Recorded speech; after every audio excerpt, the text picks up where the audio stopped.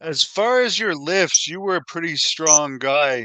Uh, you look you look huge in the picture I used for the screenshot of this. What was your best ever bench press, deadlift, and squat? And what was your routine like? If you could just briefly go over what type of stuff you did. I wasn't much of a squatter.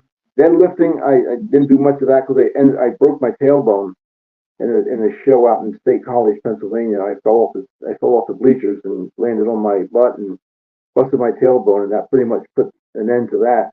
My bench was about 570.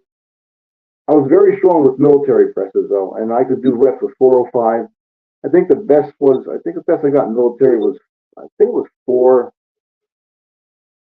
Let me see. There were four plates and 225 on it. So that's what 455 somewhere in that area. But again, I paid the price for that. I now have two fake shoulders, because of the arthritis. So everything has a price, and like they say, and I certainly paid it for doing that when I was younger. And you also worked with Jules Strongbow. A lot of people confuse Chief Jules Strongbow with Chief Jay Strongbow. They both had the Native American gimmick. I think they were both behind the scenes uh, in various companies at different points. How was working with Jules, and what is the difference between Jules and Jay for the people that get them confused? Well, Jules is a real Indian, number one. His real name is Frank Huntington, and he belongs to a tribe out in the Midwest. Jules was an Italian, so I mean, I think that took away. Jay was an Italian, so I think that took away from knowing he's a real Indian. But I think Jay had a little more charisma than Jules did. Jules never really got over in WWF like Jay did, but as far as working with me, he certainly was a great worker. I love working with Jules, and he was a very down to earth guy that actually would help if he needed help with something. He was there to do it, and he didn't put his hand out for money, which was pretty rare in his business. You mentioned working with Rick Martel. Why do you think he's not in the WWE Hall of Fame yet? Former AWA champion. He was in Strike Force. He had a great gimmick with the model. He's one of the strange ones why they're not in there. Great wrestler.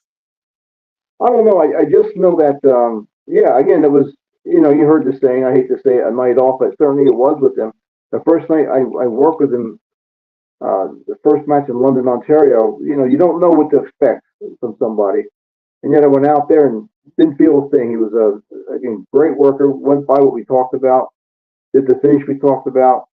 Why he's not in the Hall of Fame, I don't know. I'm sure there's something behind it. It's probably political.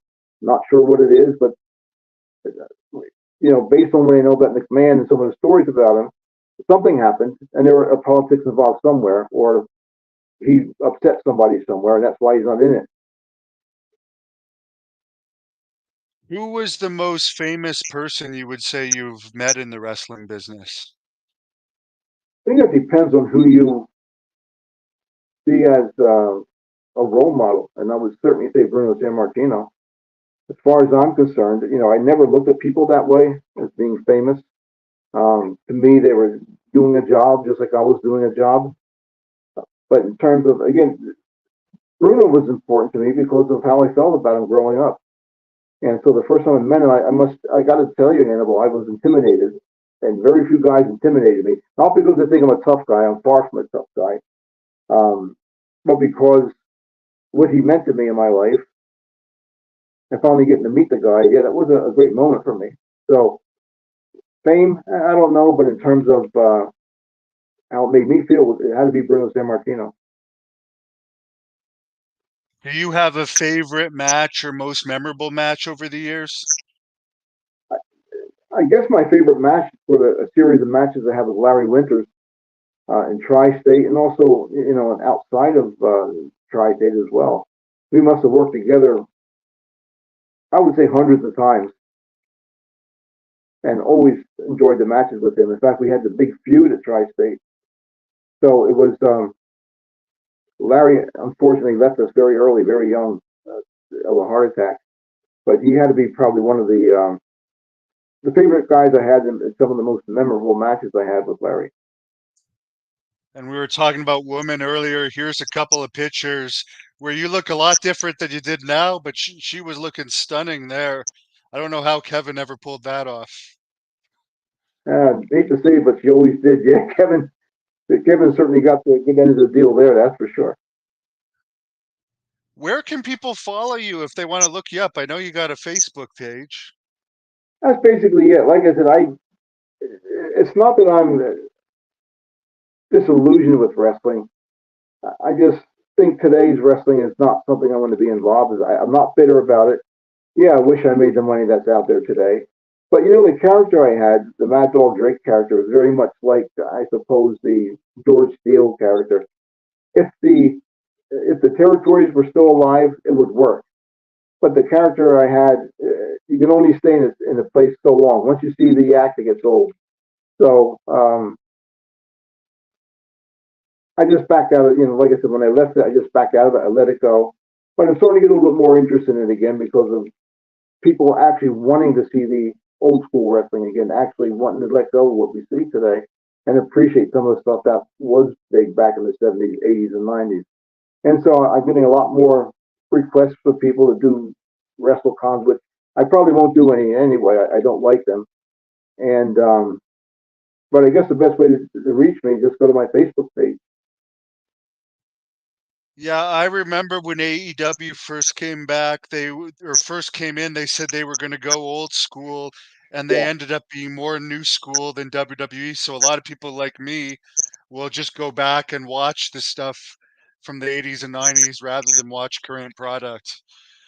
yeah, It's too bad. I hope another league comes around someday that is more traditional. yeah. Do you really think that would work today, Hannibal? Given the fact that we know so much, or fans know so much today? It would be difficult because you would need everybody on board from the same company with the same ideas, and you'd need them to prevent at least make their characters believable and not give out all the information, which is hard to do with social media today. But you can make people believe still if an angle is done well enough, but it's very rare these days. Yeah, but like you said, everybody has to be on board with that. I do know I Yeah. see this with Tony Khan where he does the what do they call it after the show, the scrum or whatever The they call it. scrum, and they do it in WWE now too, where they just blatantly break kayfabe. Yeah, it's horrible. But again, I always go back and say back to the magician thing. Could you imagine a magician like David Copperfield made the Statue of Liberty disappear, or could you imagine after the show going out there and telling people how it's done? He'd never sell another ticket. So I don't know why they do these things, but I guess they think they have to do it today, given the fan base. Yeah, I noticed some of the wrestlers like Edge and even Roman Reigns, when they're put out there, will kayfabe more than others like Sami Zayn. I've heard him say right after a match, "Well, we know what this is, what we're doing out here." Yeah, It's like yeah, this is the same show, and it's like a lot of fans don't. A lot of fans just don't want to hear it. They'd right. rather that you kayfabe. You're slapping people in the face, and that's what it comes down to. You want to go out there, you do want to let go of that, you do want this police suspended, and yet they come out and they keep slapping you in the face. So I'm surprised that they continue to have the following they have. But I guess you can get away with kids, young kids. But when you reach a certain point, I don't think it has the same appeal that it once did. Well, I just read before we started this, AEW got their lowest rating since June 2020. So obviously, I mean, the thing with Tony Khan where he did that neck bracing, it'd be one thing if he actually sold it, but he's doing these NFL things like with a big smile on his face, looking like he's not in pain at all. So I don't think it's worked overall because we're seeing them hit new lows And then I in just ratings. right, so, and I just seen that they just did a match with Orange Cassidy where he was given a pile driver on a set of steel stairs and popped right back up again. So how is that believable? How do you do that when you got Tony Khan walking around with a neck brace on, and Orange Cassidy pops up from a pile driver on a set of steel steps? It's just it amazes me. Yeah, it makes us kind of, and then they wonder why we get upset when we call it fake sometimes, or people call it fake. It's like you guys admit that it is, and you don't try and hide it. Or I even saw Seth Rollins. There was something that came out a week ago going off at people that are calling it fake. He got taken down by a fan a Yeah, couple of years ago. So how are we not supposed to think it's fake? I know, and like you said, they're out there with that scrum. Actually, the opponents sitting together, talking about what a great show they had, a great match they had. Yeah, yeah, it's that part of it's over. And no matter how much they cry about it and wanting to make it seem like it was in the '70s and '80s, it's not going to happen. Patrick from Wind Gap, Pennsylvania says hello. You Hey, know Pat, him? how are you? Yeah, I hope your health is doing better, Patrick. Last question, and I know you probably can't talk about this in too much detail because of confidentiality agreements, but I actually worked in the similar domain as you, but more as security in group homes with developmentally delayed adults, or some would call them psychotic with violent tendencies. And I Mm. witnessed some pretty wild things that people wouldn't believe. Do you have any stories from your practice? What would be like? I mean, I don't know what you could talk about or just in general vaguely say, but like of a really unbelievable situation that you're aware of that may have taken place. Well, not as much unbelievable, but the fact that, especially working in the addictions field, of how far people with addictions will go to get high. We had people that would drink hand sanitizer because at the time, I know they've done away with this now. At the time, it was 40% alcohol, which means it was 80 proof. So they were drinking hand sanitizer. They would make concoctions with nutmeg, and um, they would make their own wine by putting bread and water and Kool-Aid or something else into a bag and put it on a heater. And all this stuff is ends up being poisonous. But again, they're looking for the high more than thinking about what it's going to do to their health. So that they were the things we always watched for, and those were the things that it's unbelievable to what extent people will go to get high. Yeah, that's sad, and hopefully, people like Sonny out there, maybe someone watching this will hear some of the stuff you said today, and maybe take it to heart. And I appreciate your wrestling stories. Nice talking to you. I'll let you close this off with whatever you want to tell the fans. I just want to tell the fans thank you for everything during my years of wrestling. Um, I loved you guys. Without you, I would not have been able to perform. I loved everything.